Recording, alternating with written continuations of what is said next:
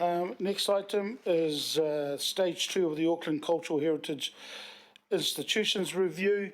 And again, just to recap for everybody, this was mentioned by Ed and Alistair at the CCO review workshop.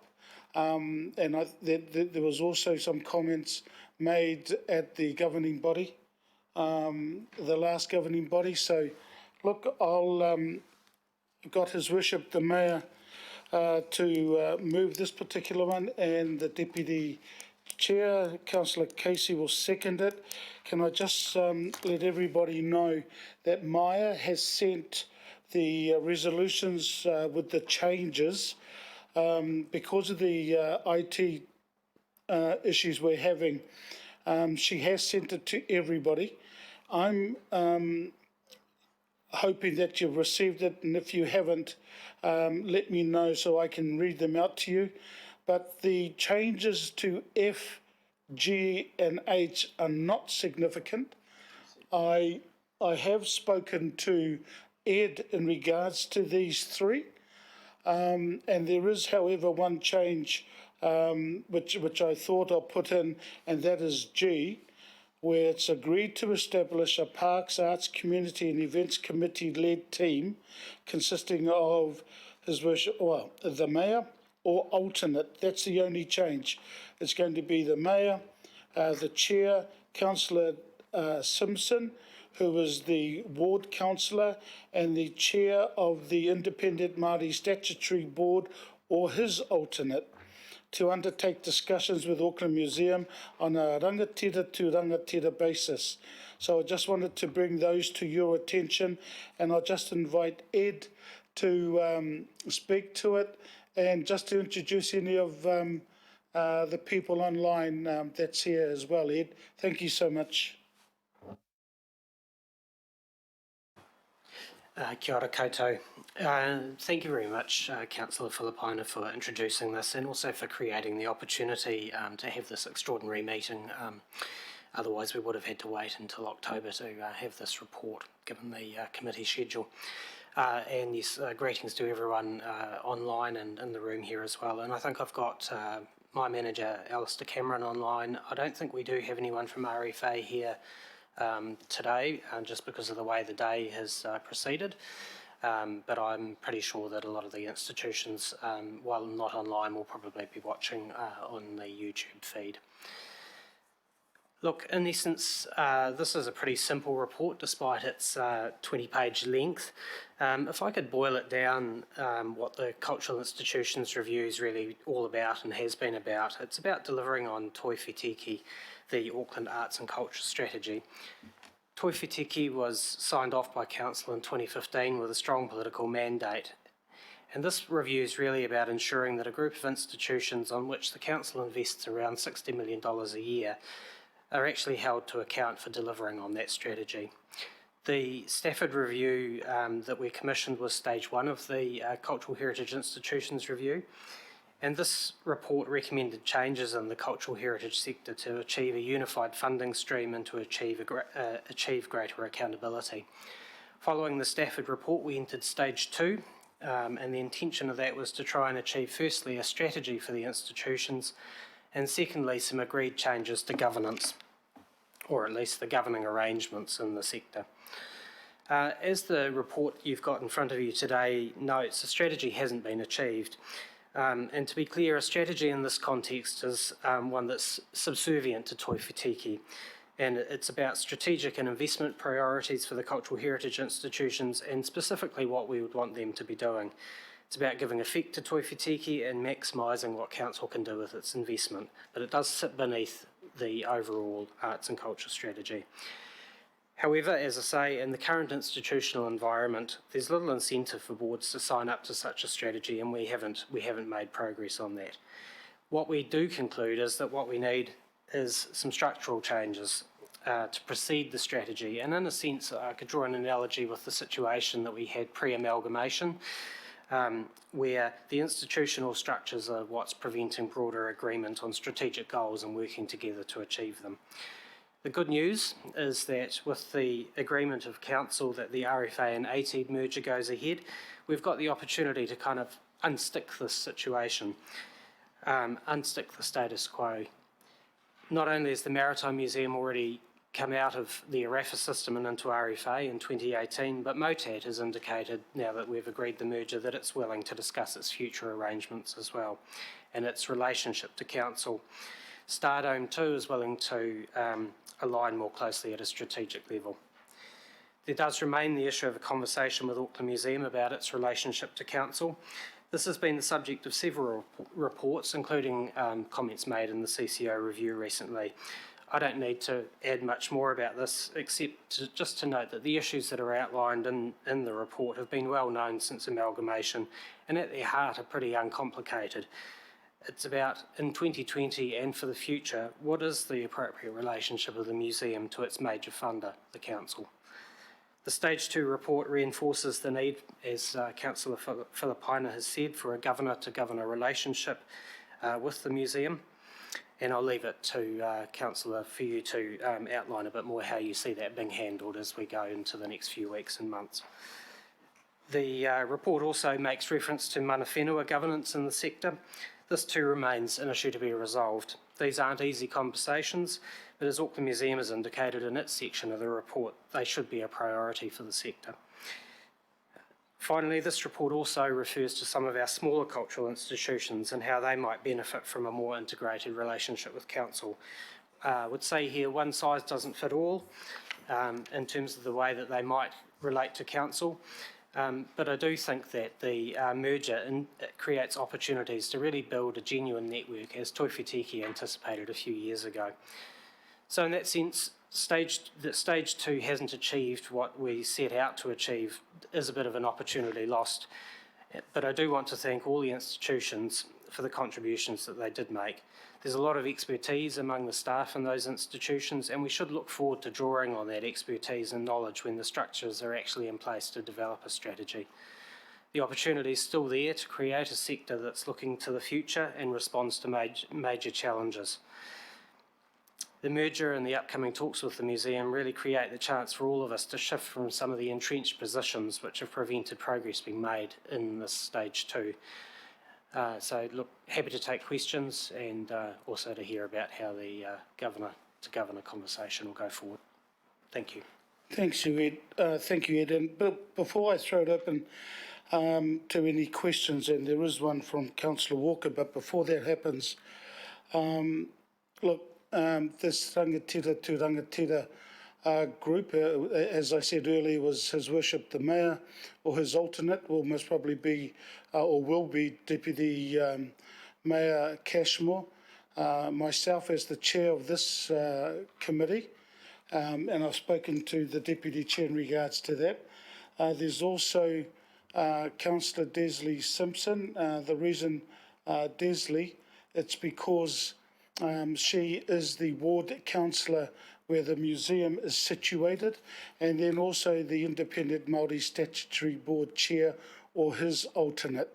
Now, this particular one, I have spoken to Orchid after we had a conversation with Claudia, Ed and Alistair and the team, the PACE team, and I've had a conversation with Orchid, Ati Malala, who is the chair of the board, and she is willing to meet and then hopefully address the issues that have been identified in Ed's report for us to move forward.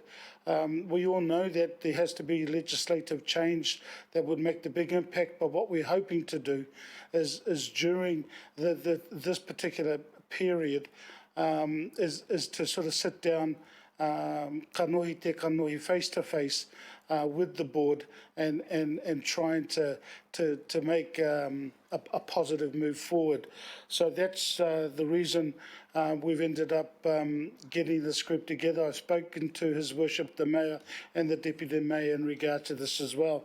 So look, Councillor Walker, you got questions, please? Sure, Alf. I've got a number of questions.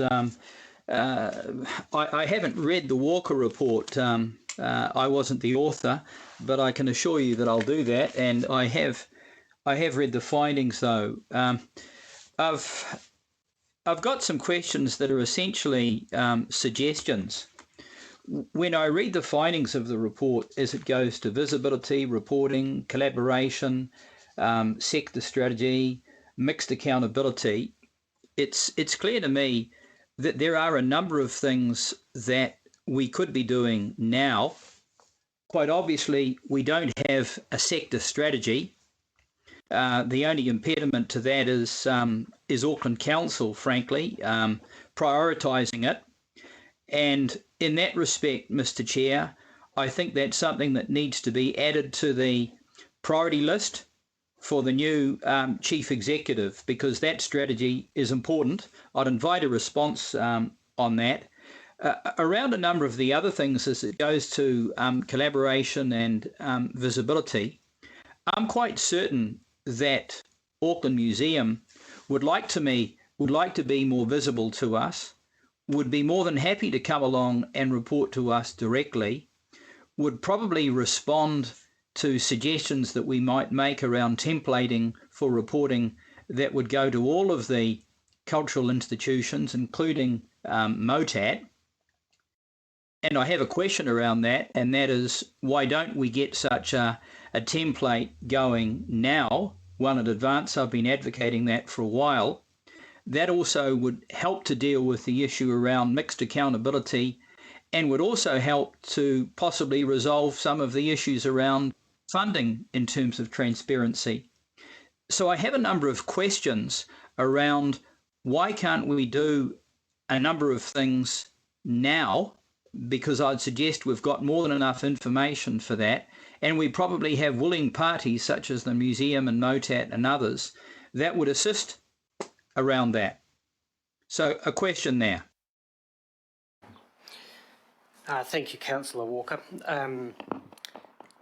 The short answer is yes, there are a number of things we can do, and there are a number of things that are already happening. So as a result of the previous levy report that we took in, I believe, late June this year, RFA is currently working with Auckland Museum on a reporting template that they are going to supply. It's going to look very similar to the way that the CCOs report to you on a quarterly basis, and so you should expect to see that, I think, when the next Q1 reports come in. So that's a really good thing.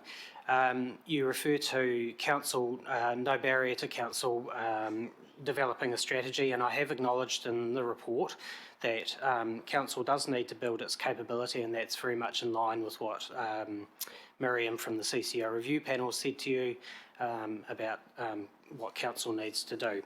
However, I would say that there is a limit to, and this is the point I make in the recommendations for my report, there is a limit to how much we can achieve given the institutional barriers. At the end of the day, the institutions, or some of them, work to their own boards, not to our strategy. So that is the barrier to creating that kind of strategy.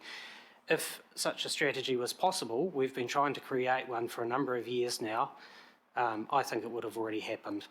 And I can tell you from the process that I've gone through, it is not an easy thing. Okay, well, if I can just make a quick response. As a councillor reflecting on a raft of strategies that we don't have, I would suggest that the reason that we have not got those strategies is not because of other institutions, but rather with ourselves. A lack of resourcing, a lack of priority, a lack of recognition that we needed those strategies. So I do understand the comments that you're making, but I wouldn't blame it on the other institutions. I think we have to accept responsibility for that. And we know that we have to make the organisational changes and the resourcing to make that happen. I'd invite your response around that, Edward. Well, Councillor, I've been trying to do a strategy with these institutions for the past 3 years, and we haven't achieved it. And I think we have tried very hard. But I'm not going to say any more than that. So Wayne, look, just to let you know, this is why we have recommendation G in our recommendations. And as Ed previously said, once we end up having that initial meeting, whatever comes out of that, we'll be going straight to Ed, Claudia and the others to let them know how we got on with our continuing Talanoa kōrero. Your Worship, May I ask one related question? just one related, and then I'm going to pass it on to His Worship the Mayor. And that is, the museum have certainly said to me that they would welcome the opportunity to front to the governing body directly. They're happy to do that. Can we make that happen? From my perspective, no. And that's because I've spoken to the chair of the board, and this is why G is in the recommendation. So, no, we will be talking with governors to governors. Your Worship. Thank you very much, Mr. Chairman. Look, just to Wayne's point, you can't have a sector strategy if we don't control how much we fund some of the key institutions, we don't control how that money is spent, and we can't set priorities across the sector. How can you have a strategy if you lack those fundamental parts of what makes up a strategy? Can I answer that, Phil? No, sorry. Please, Wayne, you've had a say, and I just want to finish my point, and I'm going to have to give my apologies close to 5 for a TV interview. But look, we've been on this for an awful long time, and Ed is looking rather weary, having been through the arguments many times. I wasn't here when the Walker report was done, but I've seen the summary of its views. I was here for the Stafford report, and we went through those, and we as a governing body endorsed them. And of course the Dean report was also very clear on what needed to be done. And all of them said that what we need is an integrated strategic approach to the cultural and heritage sector. And the key barrier to that at the moment is legislation that's not fit for purpose. The legislation was passed before Auckland Council existed. It was necessary at that time because you had 8 different councils that squabbled amongst themselves. But it is so unfit for purpose, actually, the funding formula for the museum could require us to fund them up to $146 million a year. And all we could do, we can either approve it or not approve it, and then take it to a costly quasi-judicial process called arbitration. Now, if that's fit for purpose, then it's clearly not. What I find from this report that's interesting is that the museum can present plans to us, but we don't have to agree to them. So there's no use from my perspective in seeing the plans if we don't have any say as to how they can be evolved. We have requested from the museum their asset management plan. Now, since we fund the museum at the moment 97%, I would have thought that a request for an asset management plan would be immediately forthcoming. But I understand from this report, Ed, that we have requested it time and again, and it's not been given. Now, I don't think that you can run a relationship on the basis that the legislation sets down. The legislation prescribes and gives us no room for negotiation, flexibility, or ability to set a strategy. Now, we could seek to change the legislation, and if we succeeded, we'll be there in about 3 years, if we're lucky. And there'll be all sorts of toing and froing before we got there. So what I think we have to do now is to seek to rebuild a proper relationship with the museum. Now, I want to acknowledge here and now that the Auckland War Memorial Museum is a cornerstone cultural institution for our city. I think the job that it does is great. I'm proud of it as a museum, and I am personally very supportive of it. But what I'm not supportive of is this council being required to put $32 million a year into an institution, going up by $800,000 a year, without any say over what the plans are, what the strategy is, or whether this is the key priority that it absorbs more than half of our funding as against other institutions. It may be, but we never have the ability to make that judgment. We've been trying for 10 years to get a result and change, and so far we haven't succeeded. But I think we have to try again, and we have to try from a position of mutual respect between ourselves and the museum. And I read the museum's perspective that is set out in the report, because they have a right to have their perspective conveyed to us. And I take a little bit of hope from the fact that they say they're ready to engage on funding, accountability and governance policy, and they acknowledge our concern about lack of accountability. So I think, Mr Chair, that creates a foundation for our negotiation to go ahead. But it won't be an easy negotiation. It will take an enormous amount of time and patience and flexibility from both sides. But we have to do this because the current framework simply doesn't work for us. And it's not just the museum, actually. MOTAT has its own legislation. The museum has its own legislation. ARAFA has its own legislation. How many times have I sat around this table where people said, this straitjackets us because we have no say over how we spend tens and tens of millions of dollars? And that is absolutely an appropriate criticism. I'm not wanting the museum to be some in-house thing where we determine its operational policies. We don't want to do that, but we do want to set a strategy, and we do want to be able to prioritise across the region. And we do need to know that if we're putting up big money for big capital projects, that those capital projects are or should be a priority. And at the moment, we don't have that power. So I support the recommendations that we've got here. They're not guaranteed to succeed, but we've got to really give it our best shot. And we will do that with every respect for the museum's position, but with an absolute determination that if we fund institutions, we need to be able to set priorities and broad strategies, not to plan their day-to-day operations. So that's why I'm moving this resolution, and I thank you for the work that you've done on it, Mr Chair.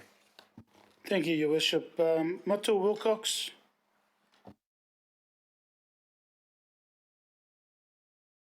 Sorry, Chair, just had to push the button. Yes, I think the Mayor's kind of answered my question in that it sounds like most of the money for the museum is actually coming from Auckland Council. So I suppose I was really querying it in response to to statement 64 in the paragraphs about the taumata iwi. But I think now that I've heard the Mayor's thing that 97% of the funds are coming from Auckland, I think that discussion needs to happen. I just want to make sure that the taumata, that we don't approach it from a taumata iwi and approach them and bully them. That's all. I'd say, because I'm thinking I'm bringing out a manaakitanga kaupapa here. I just want the taumata iwi to be fully informed of the discussions that we as the council will be having with the people of that run the museum. Thank you, Chair. It's more of a comment than anything else. Yeah, no, I again, as I said earlier, I've spoken to the chair of the board, and they will be advised, and we will be setting the parameters, both us and the museum, in regards to our first hui that we have, rangatira to rangatira. So if there's no more questions from other councillors and Independent Māori Statutory Board, I will move, it's been moved and seconded. I will put the recommendation. All those in favour? Aye. Aye. Aye. Against? Aye. Kia ora, thank you. Look, we've come through to extraordinary business. There is none. I will close as our Matua Hills did. Kia hora te marino, kia whakapapa paunamu te moana, hei huarahi mai tātou e te rangi nei, aroha atu, aroha mai, tātou ia tātou katoa, hui e, Takia. May peace be widespread. May the sea be like greenstone, a pathway for us all this day. Let us show respect for each other, for one another. Bind us all together. Thank you, everybody. Thank you.